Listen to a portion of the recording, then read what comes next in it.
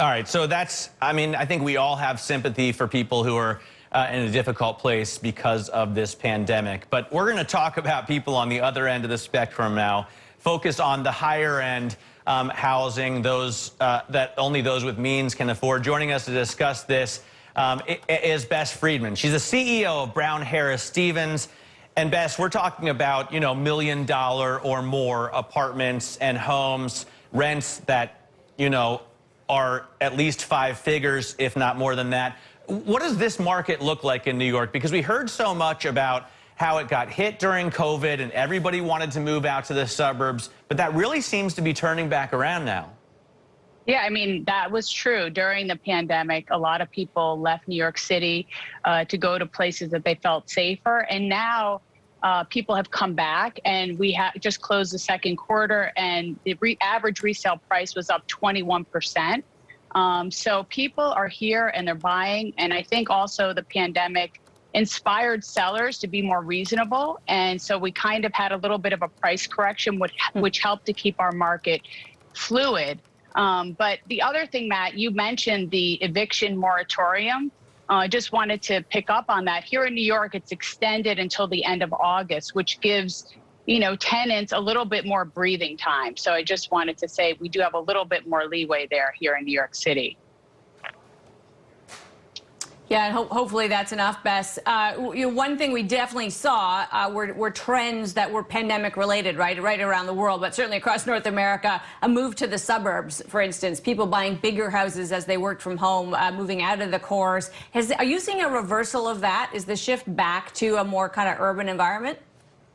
I don't think we're seeing a reversal of that, Amanda. We're seeing that people want to buy in the suburbs.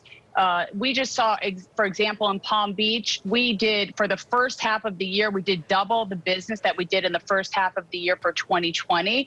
People want to be in Palm Beach and they want to be in Connecticut and the Hamptons. The problem is that there's no supply, and prices have ticked up because the demand is so immense. And so that's why there's been a slowdown in certain parts of the country. But New York, it's still a buyer's market, and rates are still low. And now people are feeling a little bit safer because they're getting vaccinated. I think 60% of the country is now vaccinated. But we all have to do our part and get vaccinated. If you want to keep the economy open, we need to keep health and safety as, primary importance. Well, and a lot more than that, right, in New York are getting vaccinated. I know there's no inventory if you're looking in Greenwich, in Bronxville, in Summit. What about in Manhattan? I mean, what's the availability if I'm looking for, say, a Classic 6 in a pre-war building on the Upper West Side? Is there inventory out there? Yeah, do you need an agent, Matt? Because I can set you up with someone who can find you that perfect apartment. But yes, we have, and Amanda, you too, we do have ample supply. I mean, it's still a buyer's market, according to the inventory. And you can negotiate. Sellers have gotten to be much more reasonable. And so, yes, there are tons of pre-wars, co-ops, downtown, whatever you want. I mean, the market is flush, and I think it's a great time, which is why people are taking advantage of that. We're seeing a lot of millennials buy, first-time home buyers, and so I would say it's an opportunity for people who are interested in investing in Manhattan and Brooklyn, if they're interested. Only seconds here, Bess. Only a few seconds here, but are you at all worried about, we know lending rates are going to stay low for a long time. Are you at all worried about the types of loans that people are getting in over their heads, or does it all feel pretty stable to you? I think it's pretty stable. We have, it's a different time than it was before the collapse.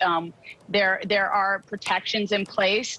And I think that, we are a co-op market in New York City, so that keeps us in a pretty safe place altogether. And I'm very cautiously optimistic. I think it bodes well for the future. All right. Bess Freedman, Brown Harris Stevens, CEO. Great to have you with us. Appreciate it. I'll call you. We are back after this.